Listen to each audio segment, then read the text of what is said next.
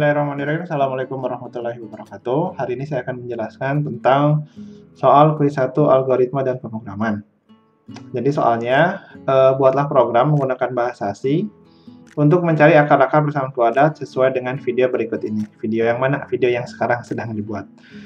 Jadi nanti ada bahasa C ditulis dengan ditulis tangan dalam kertas bersih, kemudian fotoscan dengan orientasi portrait. File yang dikumpulkan adalah hasil photoscan dalam bentuk .pdf, hasil codingannya ya, hasil codingan yang ditulis tangan, kemudian di photoscan dalam bentuk PDF dalam satu file, kalau memang cuma satu file. Nah, masalahnya sekarang untuk mencari akar-akar persamaan kuadrat itu seperti apa? Nah, pertama, yang akan saya tunjukkan adalah kurang lebih programnya seperti ini. Jadi nanti ada judul dan di atas jangan lupa ada header program. Di sini kan screenshot running program dengan identitas nama dalam kode tersebut. Namanya bisa di atas sini atau bisa di atasnya pakai nama. Nama Fahmi, NIM-nya berapa. Nah, tapi yang pertama adalah screenshot hasil running program jika case 1A sama dengan 0. Jadi, saya akan jelaskan dulu persamaan kuadrat. Jadi kalau misalnya kita buat algoritma, kurang lebih kayak gini. Ini warna itu. Jadi judul dulu. Di sini program akar-akar persamaan kuadrat. Kayaknya kalian nanti sebetulnya tinggal menerjemahkan. Nah, habis itu di sini kita perlu apa? Nah, sekarang kita perlu kamus. Kamusnya cuma ada 6. Apa saja? Saya mau integer A, kemudian integer B, kemudian integer C. Terus apa lagi? Ada integer D. Di situ ada, saya mau ini jadinya float untuk X1. Kemudian ada float untuk X2. Jadi total ada berapa variabel? Ada 6. 4 tipe data integer, 2 tipe data float. Cukup ini? Cukup sih. Kalau mau ada satu lagi tambahan. Ya, kalau mau sih itu juga, kalau enggak satu lagi tambahan adalah untuk integer pil. Nah, pil seperti apa yang diminta? Seperti ini. Nah, kamusnya kurang lebih seperti ini. Algoritmanya gimana? Algoritmanya yang pasti nanti ada input A.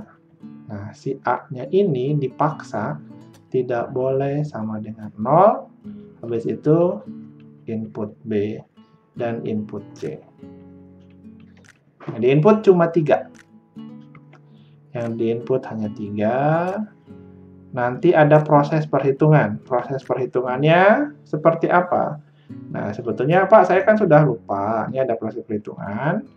Nanti ada output. Outputnya apa? Outputnya di sini output. Di sini output. Apa yang di output? Nilai D, X1 sama X2. Pak, saya kan nggak tahu rumusnya gimana. Kan bisa cari ya di internet. Rumus X1 dan atau enggak rumus diskriminan persamaan kuadrat. Tuh ada di sini. D sama dengan ini. B kuadrat min 4AC bisa dicari. X1 sama X2 juga udah ada. Nah, saya akan balik lagi ke sini. Jadi nanti programnya gimana kayak gini. Screenshot yang pertama ketika nilai A-nya sama dengan 0. Karena persamaan kuadrat itu nilai A-nya tidak boleh sama dengan 0. Jadi ketika saya melihat A-nya sama dengan 0, dia maksa. 0 nggak boleh. Sampai kapanpun dia nggak boleh 0. Oke, 0 juga 0. Jadi langkah pertama, ini di screenshot. Cekrek, jadi screenshot yang pertama. Beres. Setelah ini, yang kedua. Case yang kedua untuk nilai A sama dengan 2. Jadi ketika nilai A sama dengan 2, dia lanjut ke B. B-nya sama dengan 7. Kemudian C-nya sama dengan 10. Habis itu, enter. Nah, habis itu enter, nanti keluar. Nilai A-nya 2, B-nya 7, C-nya 10, diskriminan sama dengan minus 3. Dari mana minus 3? Kan ada rumus ya. Kalau nilai D itu sama dengan B kuadrat min 4AC. Tadi kan A-nya sama dengan 2, B-nya sama dengan 7, C-nya sama dengan 10. Bener sih tadi teh?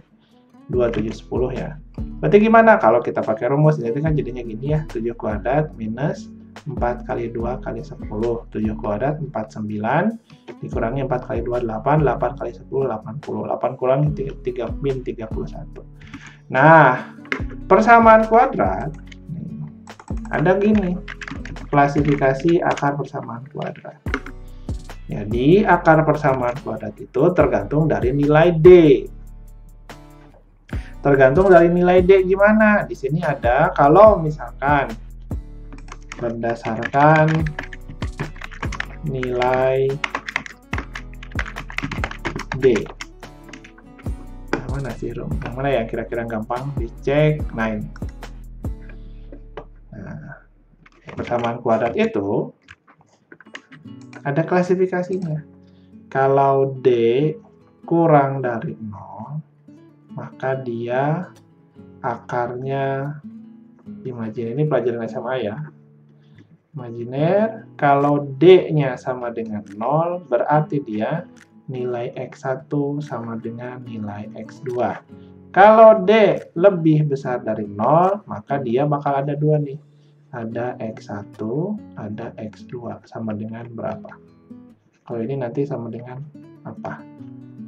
Ini yang disebut akar imajiner, ini yang disebut sebagai akar kembar. Kalau yang bawah, akar 2, akar real beda. Nah, jadi ketika sekarang nilai D-nya sama dengan negatif 31, berarti kan masuknya yang D kurang dari 0. Kalau D kurang dari 0 berarti akarnya imajiner. Persamaan kuadrat tidak memiliki akar. Setelah itu ketik Y untuk ulang. Saya ketik Y lagi, ulang lagi, balik lagi ke kosong. Itu pakai apa? Mangga bisa dicari bagaimana cara kosongnya lagi, diulangi lagi. Jadi beres ya case yang kedua. Case yang kedua sudah beres, bisa ulangi lagi tanpa perlu menyelesaikan program. Case yang ketiga, masukkan A-nya 1, B-nya 2, C-nya 1. Ini case yang ketiga. Cekrek, screenshot, upload. Nah, ini artinya nilai D sama dengan 0. Ketika D sama dengan 0, akarnya kembar, berarti ada X1 sama dengan X2 sama dengan berapa? X1 sama dengan X2 sama dengan minus 1. Jadi persamaan kuadrat memiliki satu akar real kembar. Cekrek, beres untuk case yang ketiga. Nah, sekarang case yang keempat, saya mau ulang lagi. Balik lagi ke sini. Case yang keempat, A-nya 1, B-nya 7, C-nya 10. C-nya 10, cekrek. Diskriminannya sama dengan 9. Berarti dia masuk yang di sini. Mempunyai dua akar real yang berbeda. Ada X1 sama dengan berapa, X2 sama dengan berapa. Keluar seperti ini. X1 negatif 2, X2 sama dengan negatif 5. Habis itu di sini, screenshot, cekrek, selesai. Misalkan saya ketik N untuk no. Habis itu, beres. Program selesai. Terima kasih telah menggunakan program ini. Oke, itu saja mungkin yang bisa saya sampaikan terkait soal dalam video quiz 1 ini. Sekian dari saya. Mohon maaf kalau misalnya ada salah. Assalamualaikum warahmatullahi wabarakatuh.